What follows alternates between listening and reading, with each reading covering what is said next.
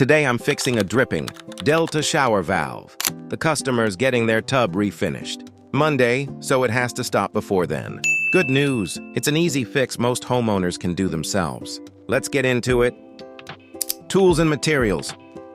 532 Allen key. Tongue and groove water pump pliers. Replacement cartridge Delta ARP 19804 blue or RP 46074 white. Buy both if unsure which fits. Screwdriver for cover plate screws if applicable. Towel rag for any residual water. Welcome back to Plumbing Fix USA, your go-to channel for real fixes, Real tools and real results. Step 1. Shut off the water. Before touching anything, turn off the water supply, either at the shower unit or the main shutoff. I can't stress this enough. Don't skip this step, or you'll be dealing with a mess. Step 2. Remove the handle. Find the small hole on the handle and use a 532 Allen key to loosen the set screw inside. Once it's loose, the handle should pull straight off. Step 3. Remove the sleeve. Grab the sleeve and pull it straight out. Step 4. Remove the cover plate, if needed. Depending on how far the valve sticks out from the wall, you may need to remove the cover plate. Just take out the 2 screws holding it on. Step 5. Remove the retaining nut. Using tongue and groove pliers, turn the nut counterclockwise to loosen it. If it's very tight, brace the valve from behind. Once loose, spin it off by hand. Step 6. Pull out the old cartridge.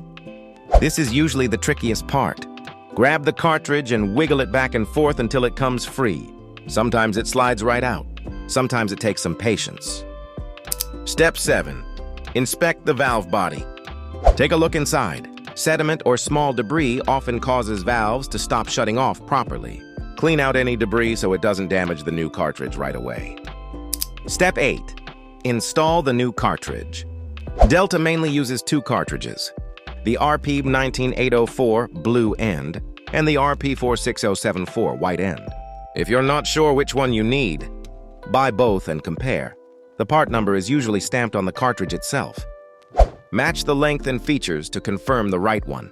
The cartridge is marked H for hot, which is always the left side unless your plumbing is reversed. Notches on the cartridge line up with notches inside the valve. Slide it in until fully seated. Step 9. Reattach the nut. Thread the nut back on by hand until snug. Then use your pliers to tighten just a bit more. Don't over-tighten. Snug is enough. Step 10. Test for leaks and drips. Turn the water back on and check around the nut for leaks. Slide the handle on temporarily and test the water. Turn it off and let any residual water in the line drain out. A few drips are normal at first, but it should stop shortly after. No more steady dripping means you're good. Step 11. Reassemble. Slide the sleeve back into place, then the cover plate, lining up the screw holes. This can take a little wiggling. Screw it back in. Step 12. Adjust the temperature. Optional. Before installing the handle, you can adjust the max temperature. Pull out the white adjustment piece and turn it left for hotter, right for cooler. This sets the limit for the handle's hottest position. Step 13. Reinstall the handle. Slide the handle back on, then use your Allen key to retighten the set screw. Give it a tug to make sure it's secure. And that's it. Leak-free and drip-free. This job is really just pulling one part out and swapping in a new one. Not repairing anything, which is why most homeowners can handle it. 2 quick tips. 1. Always shut off the water first. Skipping this means water everywhere. 2. Buy both cartridge types if you're unsure which one you need. That way, you can compare them on-site and return the one you don't use. That's it for today's fix, folks. If this video helped you save some money and stress, smash that like button, subscribe, and hit the bell so you never miss a repair. Got a plumbing question? Drop it in the comments. I read everyone. This has been Plumbing Fix USA. Stay dry, and I'll see you in the next one.